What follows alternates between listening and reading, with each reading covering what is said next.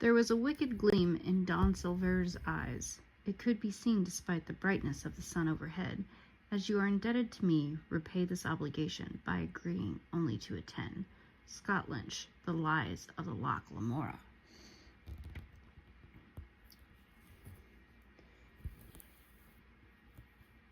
This weekend, on Scottie's Stitches and Stories, if I got that name right, there's going to be some changes moving ahead with this. I've decided to only post to YouTube. The other social media just wasn't working out well for me. I just don't think I'm short enough, and then I was kind of panicking, trying to make myself speak faster to do shorter videos, and that wasn't really fun, and I don't think I was articulating my thoughts very well doing that. Not that I articulate my thoughts very well all the time anyways. So just YouTube, and we'll see about getting an intro now. This week's intro is brought to you by my author clock that reads the weather, by Author Clock Co. It is currently apparently sunny at night, 47 degrees. I question how it gets its weather sometimes, but it's cute and gives me cute quotes. I guess anything could be adorable. So this week I am stitching without my magnifying lens here and very far away. I am stitching Taylor and Cromwell's D&D Sal. Still, I just finished the first page of the frame, and I'm stitching it on Lap and Loops Tombstone 32 count linen. So you get a nice up close view here, and you can see me fumbling to stitch so far away with this linen, because my phone is where my piece usually is, in my stand. So this week, for the D&D Sal, before I move on, I am stitching it on all the called for D&D or DMC threads, except I made one change, and that is on the back stitching of this brick. It is supposed to be back stitched in this 535, I believe, that this outline is, and I just felt like it was very dark when I tried that. So like if I lay this across here, you can kind of see like it was supposed to be done, I believe, in 2 strands, and I just felt like it was very dark and very blended in, and it didn't really make my bricks pop. So I did switch to a crew, because I had to lovingly frog all of this, and you can see where I had to frog that. Hopefully this is a full coverage room there. So yeah, I had to take, well, all of this section out, but this section was accidentally stitched up here, and so that is what happened on this piece. And I'm not releasing these weekly. It was weekly because I was finishing books weekly for a challenge. I am just releasing these when I finish a book or some other important thing may or may not arise, because, you know, no one needs to know that I read 5 pages in a book and what I thought about those 5 pages every week. So the book I did finish within the last week is, and I will pause my stitching here to show you because I have the book because it's so beautiful. We should celebrate how beautiful this book is. The book I read is Under the Oak Tree. Ooh, shiny. By Suji Kim, and I'm probably pronouncing the name wrong. My apologies. So this is actually a book I purchased for my husband. Let's see if I can zoom out. Oh, I have a zoom out function. We'll learn how to do this someday. And that's just how beautiful the cover is. And then we have the beautiful sprayed edges. From the first moment I saw you, I knew you would ruin me. I do believe the main male character states that. So this is the novel version of a webcomic that is published on Manta, as it tells you back here. And I know it's terrible. It got scratched, and I feel so bad. So my husband is following along on the webcomic. He hands his phone off to me, and I read it about every Christmas Eve. Except last year, I did not catch up. So, I believe there are 2 volumes out now. And it is a very adult romance about Maximilian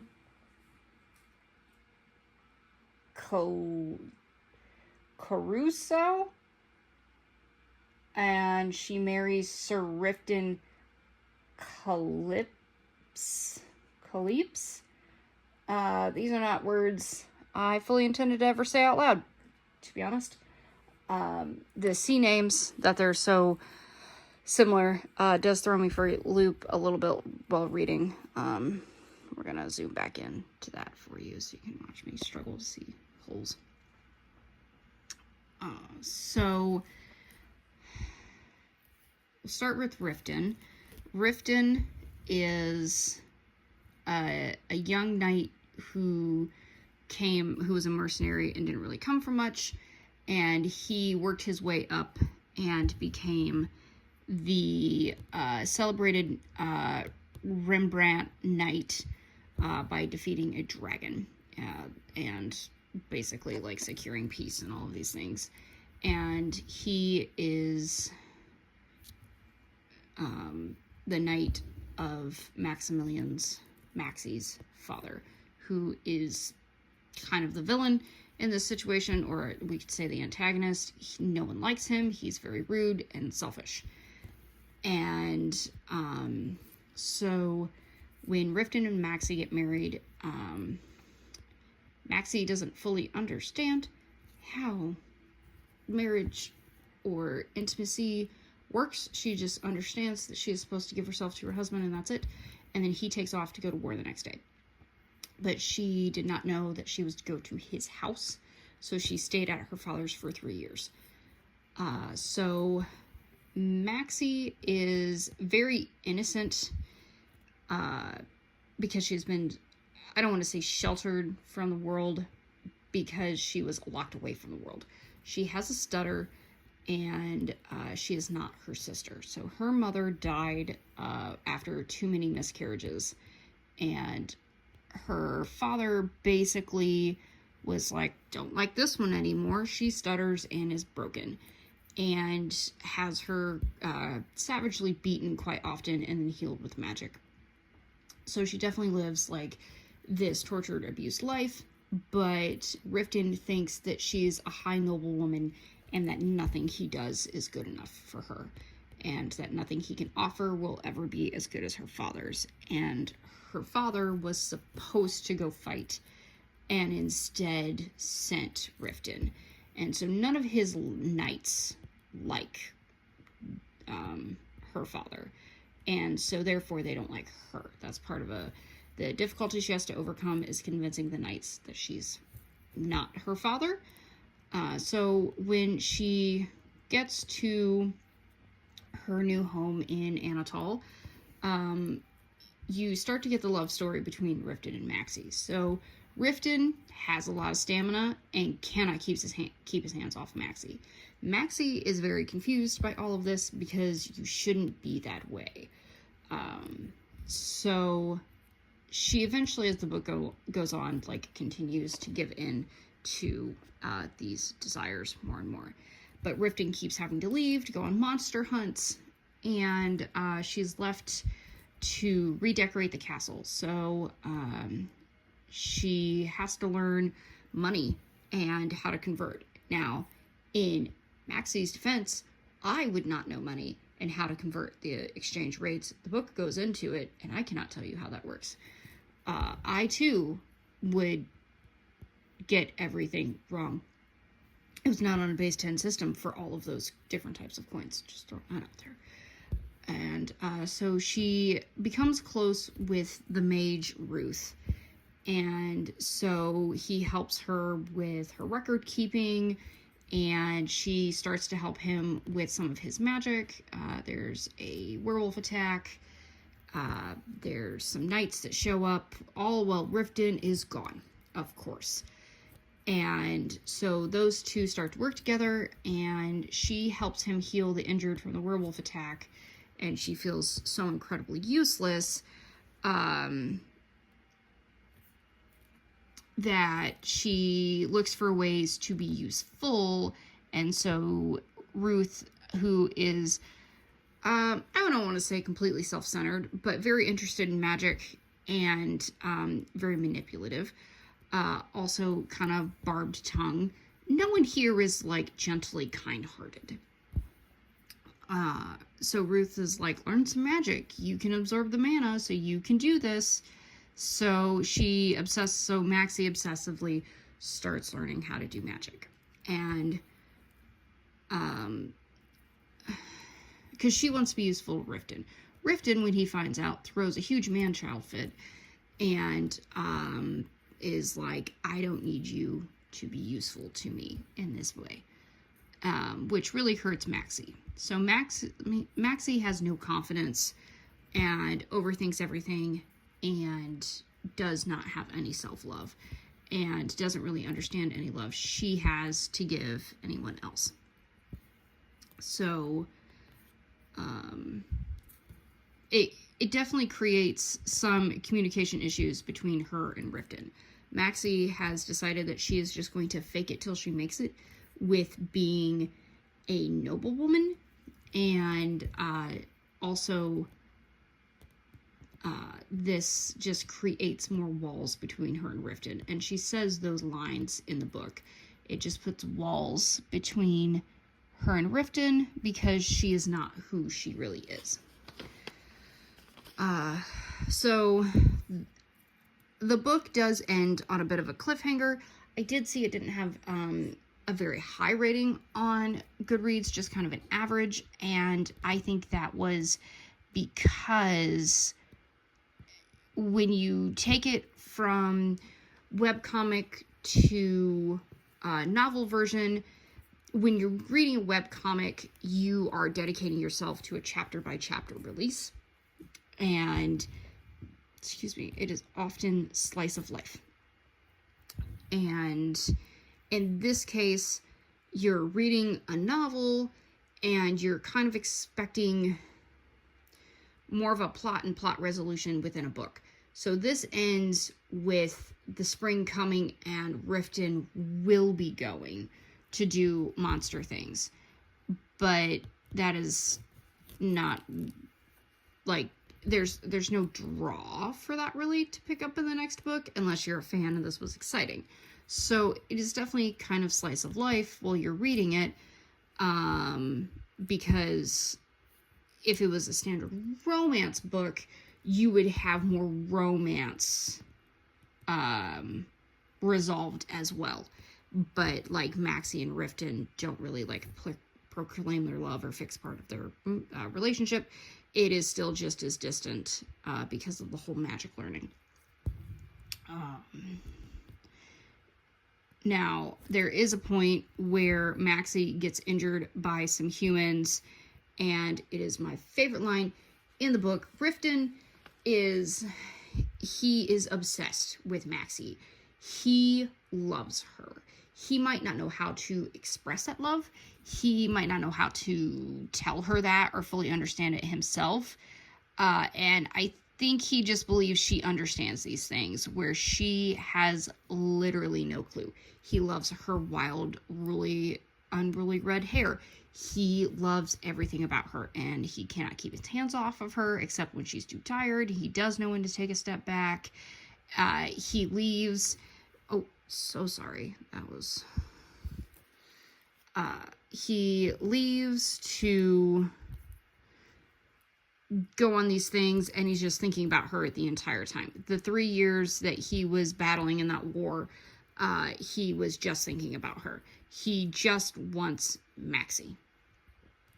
He takes her on dates. He finds kittens for her. He does all of these sweet, endearing, cute little things. So, like, he is a grumpy man. Everyone is like, he's kind of hard to be around, but he's really good. And with Maxie, he definitely shows that sweet, soft, gooey side, and it's so good. But she gets injured, and at one point, he was like, I will take a head for every scratch. My heart just, like, melted. It was so good. This book is just so good. Definitely a romance that just melts you. It's so good. It's a solid, great romance. You just have to accept that it is written in a format that is not the standard novel. So I gave it a full 5 stars. And when my husband finishes reading volume 2, I will happily pick up volume 2 from wherever he left it in the house. And I will continue reading, and I will catch up eventually on the webcomic. And then for the other books that I am reading for the week. Okay. I'm reading on the Kindle. I'm reading Fairy Blood by Emma L. Adams. I have tried to start this book and read it a few times, and there's absolutely nothing wrong with it. It is your solid paranormal romance. The main character, whose name is Ivy, is hiding a secret that she has fairy blood, and she was part of a changeling. This is a post-apocalyptic magic world where fairy broke through and kind of destroyed the world. And so now the city is broken into different supernatural parts. So like necromancers have their own, witches have their own. So Ivy lives on the edge between shifter and witch territory, and she has a witch roommate. And Ivy is a mercenary who mostly kills fairies. So Ivy takes on a missing children's case that involves changelings, and she gets tangled up with the head of the mages, Vance Colton. Might be his name. I might have those letters backwards. And you can instantly tell. So, of course, he's rich, she's poor, he's perfect, she's not. You can tell instantly that he is attracted to her, and she is ignoring her attraction to him and being very stubborn, and she has made a lot of biased assumptions about him and mages that she has to overcome. So they're working through this case that is obviously the most difficult case, and the worst case scenario, she's going to have to go back to Fairy. Now, the interesting thing is that she's from a part of Fairy that is not winter, not summer, but in between, where the more raw, untamed fairy magic is. So this series is adding a third element to the fairy court system. So I think this is a book that is going to end with Colton discovering Ivy's secret and her understanding that mages aren't all bad, forming an alliance with them. She might go to work for him. And I'm not sure if they're going to be in a full relationship by the end of this book, but I see it happening. Oops. My thread messed up there. Okay. The book that I am physically reading, I just started. It is called The Witch, the Sword, and the Cursed Knight by Alexandria Rogers. And this is a book that I got for $1. And it is, I am assuming, middle grade book. It is a fantasy. I'm on page 20. So I'm not very far into it. It's definitely reading like a middle schooler book. It's got, like, you know, as you're reading it, it's got asterisks that tells you kind of some of like the history of the world, but written in a way that's supposed to be very humorous. So like one of them, they're saying the different realms have different time, except the time that one of the realms forgot to do something and maybe like created a war or erased something. And someone is not forgiven. You know, so just kind of a funny annotated sort of middle school book, which I've noticed is kind of common in middle school fantasy, having those little side notes everywhere. But I guess middle school is kind of where you learn to start taking notes and things like that. Maybe you take it in middle school. I took a lot of notes in middle school. Notebooks worth. So I don't have much to say on it yet. It's 20 pages in, and so far we have a girl who doesn't want to accept the summons that she has received because her mother and sister, mostly her mother, do not accept her, and she wants to be accepted, and she has a little bit of fairy blood in her, or fairy magic, and there is a boy who is depressed because his best friend died, and he has no will to live anymore, and does not come from a world of magic. Comes from Colorado, I think.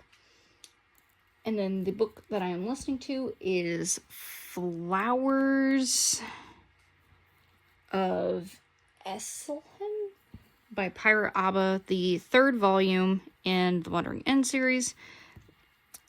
And I don't know how far into this book I am. It is an extremely long book. And if you've never heard of The Wandering Inn, it is a RPG, kind of Dungeons and Dragons-esque world book where humans are being stolen into this world, and they get classes and they tend to level up faster than everyone around them. And they are definitely influencing the world and changing things. And you have the 2 big main characters. You have Aaron Solstice, who is an innkeeper. And then you have Ryoka Griffin, who is a runner. And those 2 are besties. You get the sense that Ryoka brings kind of disaster wherever she goes. And Aaron is...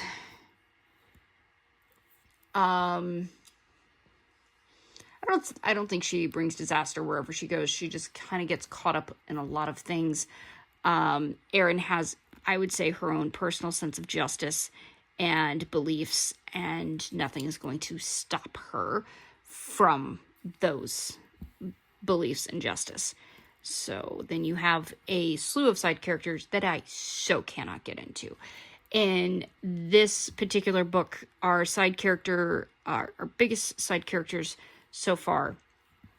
We did have a doctor for a little while, but we have the Emperor Laken, who is maybe dating a half troll who lives in a farming village, and he's blind, and he is from our world, and that boy is naively, stupidly lucky. He makes so many dumb decisions, and so far has, like, no real consequence because everything works out for him. And sometimes you're just like, are you unaware of how the world works? He just, like, he tells a bunch of people that he has gold. He just hands out his gold practically. He adopts a baby eagle. That's probably not an eagle. Yeah, there's a lot of things that this man does not understand is concerning. Currently, I am at the part where Lakin is headed towards Urisil, the city of adventurers. Speaking of adventurers, the Horns of Hammerod are still a reoccurring main character told from the perspective of Saria, the half-elf. Where did I leave off with them? They were trying to stop Ryoka from getting kidnapped by Lady Magnolia. Lady Magnolia and Ressa still continue to remain some of my favorite characters. Other favorite character, Kilkich, the Antimonium. We do see a lot from Pawn, the Antinium, who is a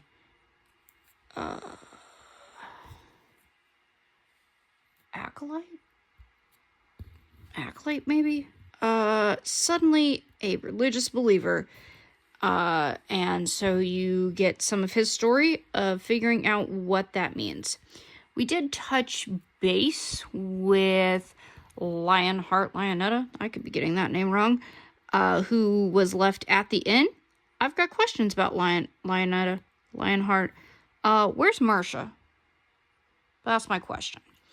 We don't know where this is. And if this makes sense to nobody, that's okay. Most of this book is a lot of side characters. It is also a chapter by chapter release that was turned into a novel. So a lot of things are chaotic, interrupted, and crazy because this is the chapter by chapter type where every chapter just ends on something. It either wraps it up or it starts again, and it is pure adrenaline chaos all of the time. And it is a cult following. I'm reading this book because it is my husband's favorite. I don't know if he would say it's his favorite over The Lord of the Rings, but it's definitely a major favorite of him, and he is almost always caught up on these massive book, multiple thousand word, like 10,000 plus word books all the time. And so I listen to one a year, and that is part of his birthday gift every year, is that I consume a piece of literature that he likes, because while it is not a bad book, it is a good book. I'm not always 100% convinced it is my book. Doesn't make it bad. It can be very enjoyable. There's just sometimes there are things in these books where I'm just like, where's the romance? When are we dating an Antinium? ? Now we've introduced Doulahans. When are we dating the Doulahan? I've got questions. Important questions. My husband tells me that these questions will come answered yes later, but it's a very long later. It's very dedicated later. And oops, those are my current reads and stitches. So I hope that your week is filled with many words and stitches. Bye.